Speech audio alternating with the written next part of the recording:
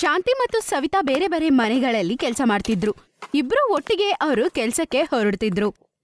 ಇವತ್ತು ಲೇಟ್ ಆಯ್ತು. ಓನರ್ ಅವರು ಬೇಗ ಕರೆದಿದ್ರಲ್ವಾ? ನಾಳೆ ಕ್ರಿಸ್ಮಸ್ ಪಾರ್ಟಿ ಇದೆ ಅಲ್ವಾ, ಅದಕ್ಕೆ ನೆಂಟರು ಬಂದವ್ರೆ. ಮನೆ ಕ್ಲೀನ್ ಮಾಡ್ಬೇಕಂತ ಅದಕ್ಕೆ ಬೇಗ ಬರಕ್ ಹೇಳಿದ್ರು.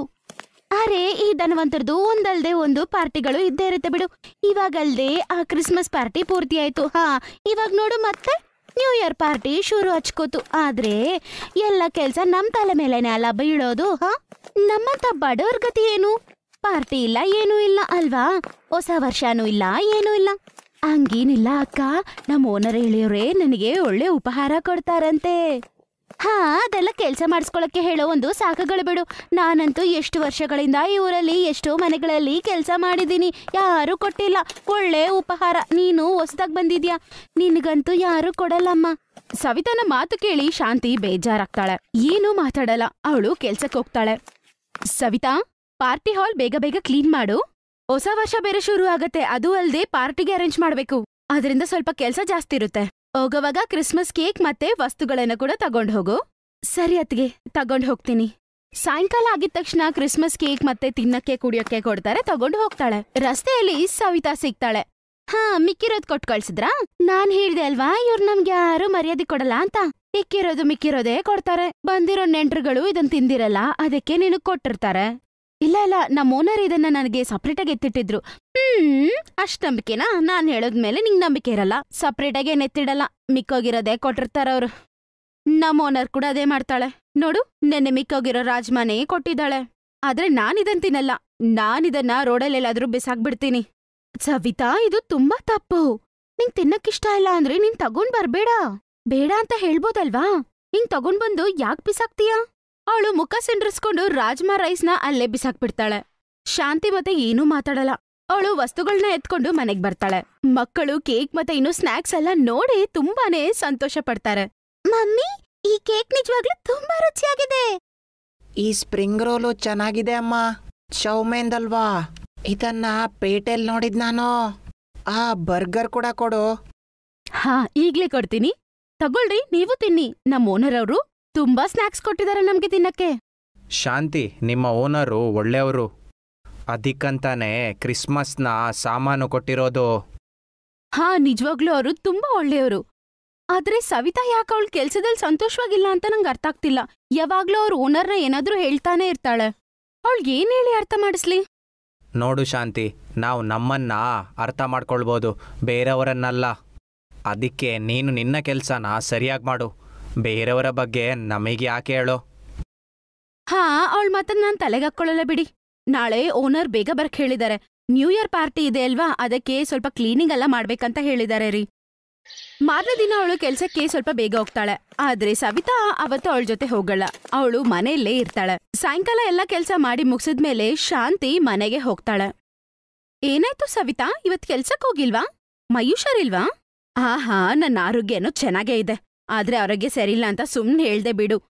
ನ್ಯೂ ಇಯರ್ ಪಾರ್ಟಿ ಇದೆ ಅಲ್ವಾ, 2-3 ದಿನ ನನ್ ಕೈಲಿ ತುಂಬಾ ಕೆಲ್ಸ ಮಾಡಿಸ್ತಾರೆ. ನನ್ ಕೈಲಿ ಅಷ್ಟು ಕೆಲ್ಸ ಎಲ್ಲ ಮಾಡಕ್ಕಾಗಲ್ಲಮ್ಮ. ಅದು ಅಲ್ದೆ ಏನು ಕೊಡಲ್ಲ.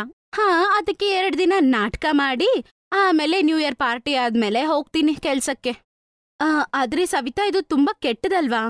ಯಾರೋ ಒಬ್ರು ನಿನ್ ಸಹಾಯಕ್ಕೋಸ್ಕರ ಎಕ್ಸ್ಪೆಕ್ಟ್ ಮಾಡ್ತಿದಾರಂದ್ರೆ ಸುಳ್ಳು ಹೇಳಿ ಈ ತರ ಮನೇಲಿ ಕೂತ್ಕೊಳ್ಳೋದು ಸರಿ ಅಲ್ಲ ಕಣೆ, ತಪ್ಪಲ್ವಾ? ಮತ್ತೆ ನೀನ್ ಹೇಳ್ದೆ ಅಲ್ಲ, ರಜೆ ತಗೊಂಡ್ರೆ ಕೂಡ ಅವ್ರು ದುಡ್ಡು ಕಟ್ ಮಾಡಲ್ಲ ಅಂತ. ನೀನ್ ಅಟ್ಲೀಸ್ಟ್ ಅದ್ರ ಬಗ್ಗೆ ಯೋಚನೆ ಮಾಡ್ಬೇಕಲ್ವಾ? ನೋಡು ಶಾಂತಿ, ಸುಮ್ನೆ ನನ್ ತಲೆ ಕೆಡ್ಸ್ಬೇಡ ಕಣೆ. ನನಗೇನ್ ಅನ್ಸತ್ತೋ ನಾನು ಅದೇ ಮಾಡೋದು. ನಾನೀ ನ್ಯೂ ಇಯರ್ ಆದ್ಮೇಲೆ ಕೆಲ್ಸಕ್ಕೆ ಹೋಗ್ತೀನಿ ಕಣೆ. ಸರಿ ಕಣೆ, ನಿನ್ಗೆ ಹೆಂಗ್ ಅನ್ಸತ್ತೋ ಹಂಗೆ ಮಾಡು. ಸವಿತಾ ಕೆಲ್ಸಕ್ಕೆ ಹೋಗೋದಿಲ್ಲ. ಮಯೂಷರಿಲ್ಲ, ಅದು ಇದು ಅಂತ ಏನೋ ಹೇಳಿ ಲೀವ್ ತಗೊಂಡ್ಬಿಡ್ತಾಳೆ. ಹೊಸ ವರ್ಷಕ್ಕೆ 1 ದಿನ ಮುಂಚೆ 31 ಡಿಸೆಂಬರ್ಗೆ ಶಾಂತಿ ಕೆಲ್ಸಕ್ಕೆ ಹೋದಾಗ ಅವ್ರ ಗಂಡ ರಮೇಶ್ ಮಗನಾದ ಸೂರಜ್ನ ಕೆಲ್ಸಕ್ಕೆ ಕರ್ಕೊಂಡ್ ಹೋಗಿರ್ತಾರೆ. ಅದರಿಂದ ಪೂಜಾ ಮನೇಲಿ ಒಬ್ಳೇ ಇರ್ತಾಳೆ. ಅದಕ್ಕೆ ಶಾಂತಿ ಪೂಜಾನ ಕೆಲ್ಸಕ್ಕೆ ಕರ್ಕೊಂಬರ್ತಾಳೆ. ಹೋಗು, ನೀನ್ ಅಲ್ಲೋಗಿ ಕುರ್ತ್ಕೋ, ನಾನು ಅಷ್ಟೊತ್ತಿಗೆ ಕೆಲ್ಸ ಮುಗಿಸ್ಕೊಂಬರ್ತೀನಿ. ಅರೆ, ಇವತ್ತು ಪೂಜಾ ಪಾಪುನ ಕೂಡ ಕರ್ಕೊಂಬಂದ್ಯಾ? ಅದು ಇವತ್ತು ಅವ್ರಿಗೆ ಸ್ಕೂಲ್ ರಜೆ ಇತ್ತು. ಸೂರಜ್ ಅವ್ರ ಅಪ್ಪ ಜೊತೆ ಹೋದ, ಮತ್ತೆ ಇವಳು ನನ್ ಜೊತೆ. ಹೊಸ ವರ್ಷಕ್ಕೆ ಸ್ಕೂಲ್ ಲೀವ್ ಕೊಟ್ಟಿದ್ದಾರೆ. ಒಳ್ಳೆ ವಿಷಯ ಗೊತ್ತಾ? ನೀವ್ ಅವ್ರಿಬ್ಬರಿಗೂ ಎಜುಕೇಶನ್ ಕೊಡಿಸ್ತಿರೋದು. ಪೂಜಾ, ಬಿಸ್ಕೆಟ್ ತಗೋ ಮಗಳೇ. ಶಾಂತಿ, ನೀನೇನ್ ಟೀ ತಗೋ. ನನ್ಗಿದನ್ ಕುಡಿಯೋಕು ಮನ್ಸೇ ಇಲ್ಲ. ಬೆಳಗಿನ 3 ಸಲ ಕುಡ್ದೆ. ಮಮ್ಮಿ, ಸಾಯಂಕಾಲ ಪಾರ್ಟಿಯಲ್ಲಿ ಪಿಜ್ಜಾ ಇರುತ್ತಾ? ನಾನು ಅಪ್ಪನ್ಗೆ ಹೇಳ್ದೆ ಪಿಜ್ಜಾ ಕೂಡ ಬೇಕು ಅಂತ. ಆಹಾ ನೀನ್ ಹೇಳಿದ್ದಲ್ಲ ನಿಮ್ಮಪ್ಪ ನನ್ಗೆ ಹೇಳಿದಾರೆ, ಟೆನ್ಷನ್ ತಗೋಬೇಡ. ಸರಿ ಆಯ್ತು, ಈ ಅನ್ಮೋಲ್ ಎಲ್ಲಿ? ಅವಳು ಏನಾದ್ರೂ ತಿಂತಾಳಲ್ವಾ? ಬೆಳಗಿನ ಏನೂ ತಿಂದಿಲ್ಲ. ಅವಳು ಡೆಕೋರೇಷನ್ಸ್ ನೋಡ್ಕೊತಾ ಇದ್ದಾಳೆ, ನಾನು ಕರ್ಕೊಂಡ್ ಬರ್ತೀನಿ. ಅಮ್ಮ ಇದ್ಯಾರು? ಮಗಳೇ, ಇವಳು ಶಾಂತಿ ಆಂಟಿ ಮಗಳು ಪೂಜಾ. ಬಾ ಪೂಜಾ, ನಾನ್ ನಿನ್ಗೆ ಮೇಲೆ ಡೆಕೋರೇಷನ್ಸ್ ಎಲ್ಲ ತೋರಿಸ್ತೀನಿ. ಆಹಾ ಹೋಗು ಮಗಳೇ, ಭಯ ಪಡ್ಬೇಡ. ಹೋಗು ಹೋಗು ಮಗಳೇ. ಅವಳು ಸ್ವಲ್ಪ ಭಯ ಪಡ್ತಾಳೆ, ಆದ್ರೆ ರಿಯಾ ಕರ್ದಿದ ತಕ್ಷಣ ಅವಳ ಜೊತೆ ಸಂತೋಷವಾಗಿ ಹೋಗ್ತಾಳೆ. ಸ್ವಲ್ಪ ತಾದ್ಮೇಲೆ ಶಾಂತಿ ಅವರ ಓನರ್ ಮಧು ಶಾಂತಿ ಜೊತೆಗೆ ಮೇಲೆ ಬರ್ತಾರೆ ಮತ್ತೆ ಅವರು ಕೆಲ್ಸ ಮಾಡಕ್ ಶುರು ಮಾಡ್ತಾರೆ. ಆಗ ಪೂಜಾ ಅನ್ಮೋಲ್ ಮತ್ತೆ ರಿಯಾ ಹತ್ರ ಮಾತಾಡ್ತಾ ಇರೋದನ್ನ ನೋಡ್ತಾಳೆ. ಪೂಜಾ, ನೀವು ನ್ಯೂ ಇಯರ್ ಪಾರ್ಟಿ ಹೆಂಗ್ ಸೆಲೆಬ್ರೇಟ್ ಮಾಡ್ತೀರಾ? ನಾವು ನ್ಯೂ ಇಯರ್ ಪಾರ್ಟಿ ಎಲ್ಲ ಸೆಲೆಬ್ರೇಟ್ ಮಾಡಲ್ಲ, ನಾವ್ ಯಾವಾಗ್ಲೂ ಮಾಡೇ ಇಲ್ಲ.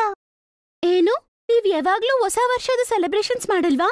ನಾವು ಒಂದೊಂದ್ ವರ್ಷನೂ ಮಾಡ್ತೀವಿ. ಕ್ರಿಸ್ಮಸ್ ಮತ್ತೆ ನ್ಯೂ ಇಯರ್ ಪಾರ್ಟಿ ತುಂಬಾ ಜಾಲಿಯಾಗಿರುತ್ತೆ. ಶಾಂತಿ ನ್ಯೂ ಇಯರ್ ಪಾರ್ಟಿಗೆ ಬೇಕಾಗಿರುವ ಎಲ್ಲ ಅರೇಂಜ್ಮೆಂಟ್ಸ್ ಮಾಡಿರ್ತಾಳೆ. ಶಾಂತಿ, ನೀನು ಒಂದ್ ಕೆಲ್ಸ ಮಾಡು, ಸಾಯಂಕಾಲ ರಮೇಶ್ ಮತ್ತೆ ಮಕ್ಕಳನ್ನ ಕರ್ಕೊಂಡು ಇಲ್ಲಿ ಬಂದ್ಬಿಡು. ಇಲ್ಲಿ ನೆಂಟ್ರು ಬರ್ತಾರೆ, ಅವ್ರನ್ನ ನೀನು ನೋಡ್ಕೊಂಡಂಗಿರುತ್ತೆ, ಮತ್ತೆ ಮಕ್ಕಳು ಕೂಡ ಪಾರ್ಟಿ ಎಂಜಾಯ್ ಮಾಡ್ತಾರೆ. ಹೊಸ ವರ್ಷದ ಪಾರ್ಟಿನ ಆಂಟಿ? ಹಾ ಮಗಳೇ, ಹೊಸ ವರ್ಷದ ಪಾರ್ಟಿ. ಬರ್ತೀಯಲ್ವಾ? ಆಂಟಿ, ನಾ ಖಂಡಿತ ಬರ್ತೀನಿ. ಪೂಜಾ ತುಂಬಾ ಸಂತೋಷ ಪಡ್ತಾಳೆ. ಅವಳ ಮುಖದ್ಮೇಲೆ ಸಂತೋಷ ನೋಡಿ ಶಾಂತಿ ಕೂಡ ಸಂತೋಷ ಪಡ್ತಾಳೆ. ಮನೆಗೋಗಿ ಪೂಜಾ ಎಲ್ಲಾರ್ಗೂ ಸಾಯಂಕಾಲ ಪಾರ್ಟಿಗೆ ಹೋಗ್ಬೇಕು ಅಂತ ಅವಳು ಹೇಳ್ತಾಳೆ. ಈ ವಿಷಯ ಸವಿತಾಗೆ ಕೂಡ ಗೊತ್ತಾಗತ್ತೆ. ಅವಳಿಗೆ ಶಾಕ್ ಆಗತ್ತೆ. ಸಾಯಂಕಾಲ ಅವ್ರು ಎಲ್ಲರೂ ರೆಡಿ ಆಗಿ ಪಾರ್ಟಿಗೆ ಹೋಗೋ ಸಮಯದಲ್ಲಿ ಸವಿತಾ ಅಲ್ಲಿಗೆ ಬರ್ತಾಳೆ. ನನ್ ಕೈಯಲ್ಲಿ ನಂಬಕ್ಕೆ ಆಗ್ತಿಲ್ಲ, ನಿಮ್ಮ ಓನರ್ ನಿಮ್ಮನ್ನ ಪಾರ್ಟಿಗೆ ಕರೆದವ್ರೆ ಅಂತ. ಹಾ ಹೌದು, ಕರೆದಿದ್ದಾರೆ ಸವಿತಾ. ಅವರು ತುಂಬಾ ಒಳ್ಳೆಯವರು. ನನ್ನ ಮತ್ತೆ ನನ್ನ ಕುಟುಂಬದವ್ರನ್ನ ಪಾರ್ಟಿಗೆ ಇವತ್ತು ಕರೆದಿದ್ದಾರೆ. ಸರಿ, ನಾವ್ ಹೋಗ್ಬರ್ತೀವಿ, ಲೇಟ್ ಆಗ್ತಿದೆ. ಸವಿತಾ ಬಾಯಿ ಮುಚ್ಕೋತಾಳೆ. ಅವಳಿಗೆ ಮಾತಾಡಕ್ಕೆ ಏನೂ ಇರಲ್ಲ. ಶಾಂತಿ ಅವರ ಓನರ್ ಮಧು ಮನೆಗೆ ಹೋಗ್ತಾಳೆ. ಶಾಂತಿಯ ಮಕ್ಕಳು ಸೂರಜ್, ಪೂಜಾ, ಅನ್ಮೋಲ್ ಮತ್ತೆ ರಿಯಾ ಜೊತೆ ಎಂಜಾಯ್ ಮಾಡ್ತಿರ್ತಾರೆ ಮತ್ತೆ ಅವರು ಪಾರ್ಟಿನ ಎಂಜಾಯ್ ಮಾಡ್ತಾರೆ. ಅವರು ಅಲ್ಲಿ ಆಟಾಡ್ತಿರೋ ಮಕ್ಕಳನ್ನ ಏನೋ ಬೈಯೋದಿಲ್ಲ, ಅವ್ರಿಗಿಷ್ಟ ಬಂದಂಗ ಅವ್ರು ಆಡ್ಕೊಳ್ಳಿ ಅಂತ ಬಿಟ್ಬಿಡ್ತಾರೆ. ಅವರು ಪಾರ್ಟಿ ಮುಗಿಸ್ಕೊಂಡು ಮನೆಗೆ ಹೋಗೋ ಸಮಯದಲ್ಲಿ ಅವ್ರಿಗೆ ಬೆಡ್ಶೀಟ್ ಮತ್ತೆ ಅವ್ರ ಮಕ್ಕಳು ಅವ್ರ ಗಂಡ ಹಾಕೊಳ್ಳೋದಕ್ಕೆ ಬಟ್ಟೆಗಳು ಕೊಡ್ತಾರೆ. ಅವರ ಓನರ್ ಆದ ಮಧು ತುಂಬಾನೇ ಒಳ್ಳೆಯವರು. ಶಾಂತಿ ಮಕ್ಕಳು ಯಾವಾಗ್ಲೂ ಇಲ್ಲಿನವರೆಗೂ ನ್ಯೂ ಇಯರ್ ಪಾರ್ಟಿಯನ್ನು ನೋಡೇ ಇರಲ್ಲ. ಇವತ್ತಿನ ದಿನ ಆ ಆಸೆ ಕೂಡ ಅವ್ರಿಗೆ ಪೂರೈಕೆ ಆಗುತ್ತೆ. ಈ ಸಲ ಅದನ್ನು ಕೂಡ ಎಂಜಾಯ್ ಮಾಡ್ತಾರೆ.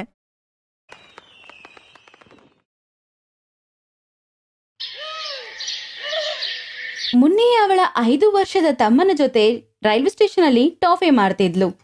ಆದ್ರೆ ಅಲ್ಲಿ ಅವಳ ವ್ಯಾಪಾರ ಏನೂ ಚೆನ್ನಾಗಿ ನಡೀತಿರ್ಲಿಲ್ಲ. ಅಲ್ಲೇ ಒಬ್ರು ಪಿಜ್ಜಾ ಅಂಗಡಿ ಕೂಡ ಇಟ್ಕೊಂಡಿದ್ರು.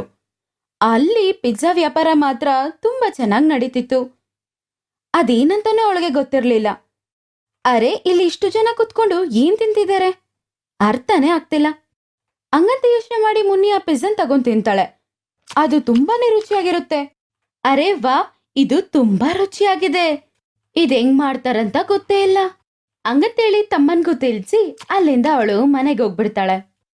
ಮಾರನೇ ದಿನ ಮುನ್ನಿಯ ತಮ್ಮ ಅವಳನ್ನ ಊಟ ಬೇಕಂತ ಕೇಳಿದಾಗ, ಇರು ಮಗನೇ, ನಿನ್ಗೋಸ್ಕರನೇ ಅಲ್ವಾ ಮಾಡ್ತಿರೋದು ಹಂಗಂತೇಳಿ ಅವಳಿಗೆ ಊಟ ತಿನ್ನಿಸ್ತಾಳೆ. ನಾನು ಬೇರೆ ಏನಾದ್ರೂ ವ್ಯಾಪಾರ ಮಾಡ್ಲೇಬೇಕು, ಇಲ್ಲಿ ಸಂಪಾದನೆ ಮಾಡೋದು ಏನೂ ಸಾಕಾಗ್ತಿಲ್ಲ, ಏನ್ ಮಾಡೋದು ಅರ್ಥ ಆಗ್ತಿಲ್ಲ. ಅವಳು ಯೋಚನೆ ಮಾಡ್ತಿದ್ದಂಗ್ಲೆ ನಿನ್ನೆ ತಿಂದಿದ್ದು ಪಿಜ್ಜಾ ಅವಳಿಗೆ ಜ್ಞಾಪಕ ಬರುತ್ತೆ. ಅದು ಹೆಂಗ್ ಮಾಡ್ತಾರಂತ ತಿಳ್ಕೊಂಡು ನಾನೇ ಪಿಜ್ಜಾ ಮಾಡಿ ಮಾರಿದ್ರೆ ಚೆನ್ನಾಗಿರುತ್ತಲ್ವಾ ಹಂಗಂತ ಯೋಚನೆ ಮಾಡಿ ತಮ್ಮನ್ನ ಜೊತೆಲಿ ಕರ್ಕೊಂಡು ಪಿಜ್ಜಾ ಮಾಡೋರ್ ಅಂಗಡಿಗೆ ಹೋಗ್ತಾಳೆ. ಅಂಕಲ್ ಪಿಜ್ಜಾ ಮಾಡೋದ್ ಕಲ್ತ್ಕೊಡ್ತೀರಾ? ನಾನು ಕಲ್ತ್ಕೊಂಡು ನಾನು ಪಿಜ್ಜಾ ಮಾಡಿ ಮಾರ್ತೀನಿ. ಅವಳಂಗ್ ಕೇಳಿದ ತಕ್ಷಣ ಅವನು ಹೀಗಂತಾನೆ, ಓ, ನಂಗೆ ಕಾಂಪಿಟೇಷನಾ? ಸುಮ್ನೆ ಬೆಳಿಗ್ಗೆ ಬೆಳಿಗ್ಗೆ ತಲೆ ತಿನ್ಬೇಡ, ಹೋಗು. ಅವನು ಅವಳನ್ನ ದೂರ ಹೋಗಕ್ ಕೇಳ್ತಾನೆ. ಅಂಕಲ್ ಹಂಗಲ್ಲ, ಅಂಕಲ್ ಒಂದ್ಸಲ ನಾನು ಹೇಳೋದ್ ಕೇಳಿ ಹಂಗಂತ ಅವಳು ಹೇಳ್ತಿದ್ದಂಗ್ಲೆ ಅವನು ಹತ್ರ ಬಂದು ಅವಳನ್ನ ತಳ್ತಾಳೆ. ಆಗ ದೂರದಿಂದ ಒಬ್ಬ ಹೆಂಗಸು ಬಂದು, ಅರೆ ಏನಾಯ್ತು ಮಗು? ಮತ್ತೆ ನೀವು ಯಾಕೆ ಮಗುನ ಅಷ್ಟ್ ದೂರಕ್ಕೆ ತಳ್ತಿದ್ದೀರಾ? ಅವ್ರಂಗಂತ ಕೇಳಿದ ತಕ್ಷಣ ಅವನು ನಡೆದಿದ್ ವಿಷಯ ಎಲ್ಲ ಹೇಳ್ತಾನೆ. ಅದಕ್ಕೆ ಅವಳು ಈಗಂತಾಳೆ, ಪಾಪ ಇವಾಗ ಏನ್ ತಪ್ಪ ಕೇಳ್ಬಿಟ್ಲು, ಅವಳ ಜೀವನ ಸಾಕ್ಸೋದಕ್ಕೋಸ್ಕರ ಏನೊಂದ್ ಸಹಾಯ ಕೇಳಿದ್ಲು, ಆದ್ರೆ ನೀನು ಛೀ ಏನಿದು? ಆ ಅಂಗಡಿ ಓನರ್ನ ಬೈದು ಅವಳ ಮಕ್ಕಳನ್ನ ಅಲ್ಲಿಂದ ಕರ್ಕೊಂಡು ಹೋಗ್ಬಿಡ್ತಾಳೆ.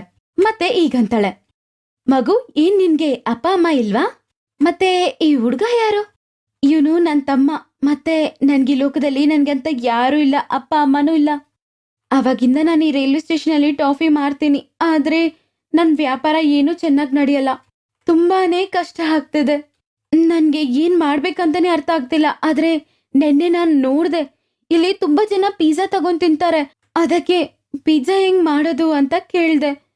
ಆದ್ರೆ ಅಂಕಲ್ ನನ್ನ ಬೈತಿದ್ದಾರೆ. ಅದು ಕೇಳಿದ ತಕ್ಷಣ ಆ ಹೆಂಗಸು, ಅಳ್ಬೇಡ ಮಗು, ಓ ಯಾಕೆ ಅಳ್ತಿದ್ಯಾ, ತಗೋ ಈ ಮೊಬೈಲ್ ಇಟ್ಕೋ, ಇದ್ರಲ್ಲಿ ನಿನ್ಗೆ ಏನ್ ಬೇಕಾದ್ರೆ ನೋಡ್ಬೋದು, ಎಲ್ಲ ಕಲ್ತ್ಕೋಬಹುದು. ಇದನ್ನ ನೋಡಿ ಪಿಜ್ಜಾ ಮಾಡೋದ್ ಕಲ್ತ್ಕೋ, ಮತ್ತೆ ನಿನ್ನ ವ್ಯಾಪಾರ ಪ್ರಾರಂಭಿಸು. ಅದರಲ್ಲಿ ಮುನ್ನಿಗೆ ತುಂಬಾ ನಂಬಿಕೆ ಇತ್ತು. ಮುನ್ನಿ ಅವ್ರು ಹೇಳಿದ ರೀತಿಯಲ್ಲಿ ಮೊಬೈಲಲ್ಲಿ ಪಿಜ್ಜಾ ಮಾಡೋದು ಹೆಂಗೆ ಅಂತ ಕಲ್ತ್ಕೊಂಡ್ಲು. ಮನೇಲಿ ಪಿಜ್ಜಾ ಮಾಡೋದು ಸಹ ಅವಳು ಟ್ರೈ ಮಾಡಿದ್ಲು. 4-5 ಸಲ ಚೆನ್ನಾಗ್ ಬಂದಿಲ್ಲ, ರುಚಿ ಸಹ ಚೆನ್ನಾಗೇ ಇಲ್ಲ. ಆದ್ರೂ ಅವಳು ನಿರಾಶರಾಗಿಲ್ಲ. ಅವಳು ಬಿಡದೆ ಟ್ರೈ ಮಾಡಿದ್ರಿಂದ ಒಂದ್ಸಲ ಚೆನ್ನಾಗ್ ಬಂತು. ತುಂಬಾನೇ ಖುಷಿ ಆಗ್ಬಿಟ್ಲು. ತಮ್ಮ ನೋಡು ಪಿಜ್ಜಾ ಎಷ್ಟ್ ಚೆನ್ನಾಗಾಗಿದೆ ಅಂತ. ಈ ಪಿಜ್ಜಾ ಕೆಲ್ಸ ಮಾಡಿದ್ರೆ ಮತ್ತೆ ನಮ್ ಜೀವನ ತುಂಬಾ ಸುಲಭ ಆಗುತ್ತೆ ಹಂಗಂತ ಯೋಚನೆ ಮಾಡಿ ಅವಳು ಮಾರನೇ ದಿನಾನೇ ರೈಲ್ವೆ ಸ್ಟೇಷನ್ ಅಲ್ಲಿ ಪಿಜ್ಜಾ ಮಾಡಿ ಮಾರಕ್ ಶುರು ಮಾಡಿದ್ಲು.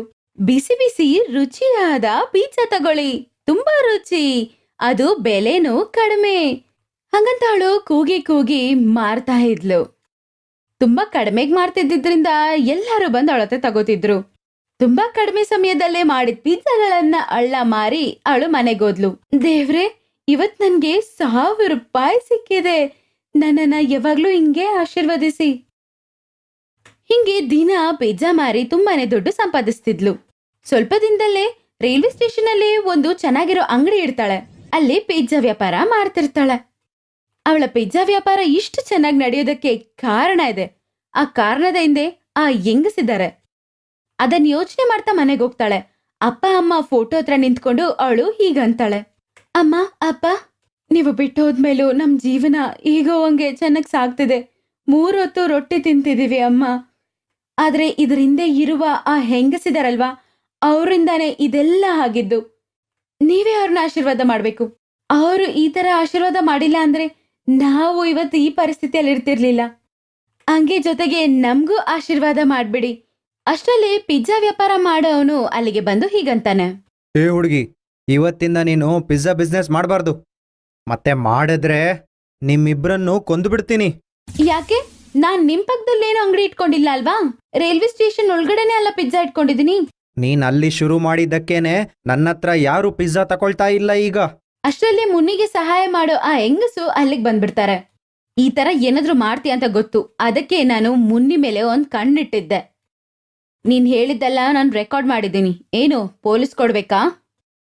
ಅರೆ, ಹಾಗೆಲ್ಲ ಮಾಡಬೇಡಿ, ನಾನೇನು ಮಾಡಲ್ಲ, ನಾನು ಹೋಗ್ತೀನಿ. ಹಂಗಂತೇಳಿ ಭಯ ಪಟ್ಕೊಂಡು ಅವನು ಅಲ್ಲಿಂದ ಆಚೆ ಹೋಗ್ಬಿಡ್ತಾನೆ. ಮುನ್ನಿ ಅಳ್ತಾ ಆ ಹೆಂಗಸ್ನ ಹಪ್ಕೋತಾಳೆ.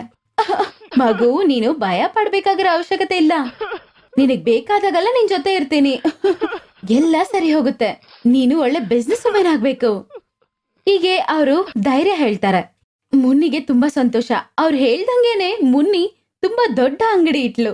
ಇಷ್ಟು ಚಿಕ್ಕ ವಯಸ್ಸಲ್ಲೇ ಪಿಜ್ಜಾ ವ್ಯಾಪಾರ ಮಾಡಿ ಸಕ್ಸಸ್ ಆಗಿರೋ ಮುನ್ನಿನ ನ್ಯೂಸ್ ಅಲ್ಲಿ ಸಹ ತೋರ್ಸಕ್ಕೆ ಶುರು ಮಾಡ್ಬಿಡ್ತಾರೆ. ಈ ರೀತಿ ಮುನ್ನಿ ತುಂಬಾನೇ ಸಂತೋಷವಾಗಿದ್ಲು. ಅವಳು ತುಂಬಾ ಸಕ್ಸಸ್ ಆಗ್ತಿರೋದ್ ನೋಡಿ ಅವರು ಸಂತೋಷ ಪಡ್ತಾರೆ. ಈ ರೀತಿ ಮುನ್ನಿಯ ಕಷ್ಟಕ್ಕೆ ಫಲಿತ ಸಿಕ್ತು. Best Buddies. Hello friends. Thanks for watching this video. अगर आपको ये वीडियो पसंद आया है तो प्लीज लाइक, सब्सक्राइब, कमेंट्स करें इस वीडियो पर और हाँ, शेयर करना भी ना भूलें। और भी मजेदार वीडियो देखने के लिए नीचे दिए गए बेल आइकॉन को दबाएं। देखते रहिए बेस्ट बडीज।